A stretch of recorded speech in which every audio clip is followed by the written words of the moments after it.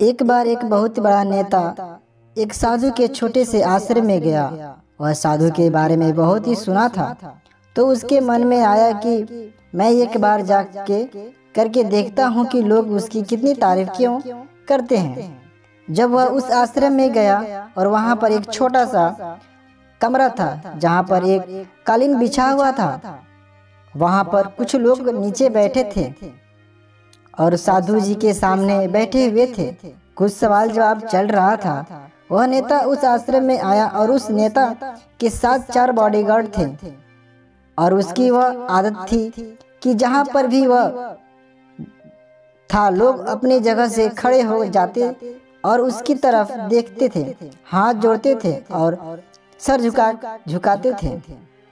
लेकिन वहाँ पर ऐसा कुछ नहीं हुआ। साधु व्यस्त होने के कारण उसकी तरफ देखा तक नहीं। तभी नेता को लगा कि यह मेरी बेइज्जती है और इस बात से गुस्सा हो गया। नेता ने थोड़ा गुस्से से साधु की बात को बीच में काटते हुए कहा कि मैं आपसे कुछ कहना चाहता हूँ। साधु ने उसकी तरफ देखा और बोला, आप थोड़ी देर रुकिए, पहले मैं इनके सवाल का जवाब दे दूं, उसके बाद मैं आपसे बात करता हूँ। तब तक आप अगर चाहें तो आप बैठ सकते हैं। साधु का इतना कहने के ही देर थी, नेता का चेहरा गुस्से से लाल हो गया और फिर उसने अपना सारा गुस्सा उस साधु पर निकाल दिया। अभी तक वह नेता बहुत तमीज से आप कह करके बात कर रहा था, लेकिन अब वह तू तड़ाक पर उतर गया। नेता ने उस साधु से कहा, मुझे पता भी है कि मैं कौन हूँ और तू जिससे बात कर रहा है। साधु उसकी तरफ देख और कहा, मुझे हद से कोई फर्क नहीं पड़ता कि मैं आप कौन है, लेकिन आप जो कोई भी है, अगर आप चाहें कि मैं आपसे सवाल का जवाब दूं या आपसे बात करूं तो आपको कुछ देर रुकना होगा। और साधु की यही कहते हैं। नेता गुस्से से पागल हो गया और वह सब के सामने खींचने चिल्लाने लगा, और तुझे तेरी असली औकात दिखाऊंगा। तूने मुझसे पंगा लेके करके ठीक नहीं किया।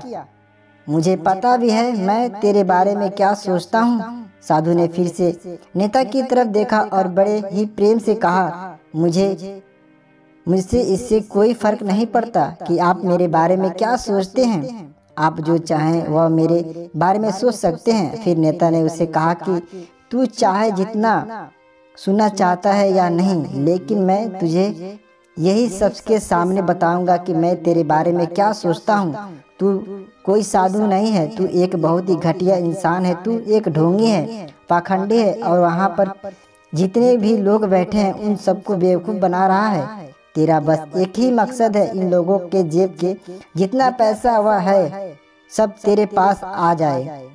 तू अपने फ़ायदे के लिए इन लोगों को इस्तेमाल कर रहा है और अब मैं तुझे नहीं छोड़ने वाला हूँ। पूरी दुनिया के सामने तेरा पर्दाफाश करके रहूँगा। लेकिन उससे नेता बोलने के बाद भी हल्की सी मुस्कान उस साधु के चेहरे पर बनी ही रही। यह देखकर वह फिर तिलमिला गया और उसने कहा, अब बहुत हो गया, अब मैं यहाँ से 1 मिनट भी नहीं रुकने वाला। लेकिन अभी भी तेरे पास मौका है। अगर मुझे से माफ़ी मांगनी है तो या मुझसे कुछ कहना है तो कह सकते हो।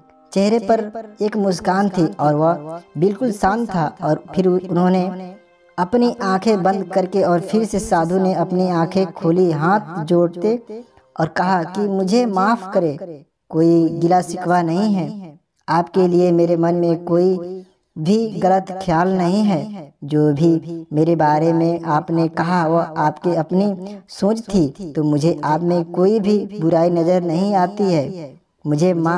मुझे आप बहुत ही भले इंसान लग रहे हैं।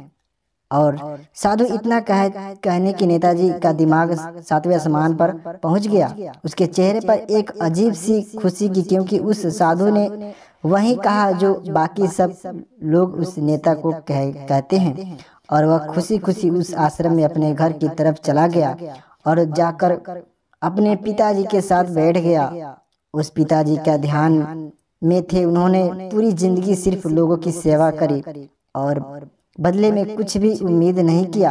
तो थोड़ी देर बाद जब उन्होंने अपनी आंखें खोली और देखा अपने बेटे को अपने साथ बैठे हुए, तो उनके बेटे के चेहरे पर आज एक अजीब सी खुशी थी जो आज से पहले उन्होंने कभी नहीं देखी थी। फिर उसने एक एक करके सब कुछ बताया कि आज क्या हुआ, किस तरह से वह आश्रम गया और वहां पर क्या हुआ, उसने क्या कहा और साधु जी ने क्या कहा।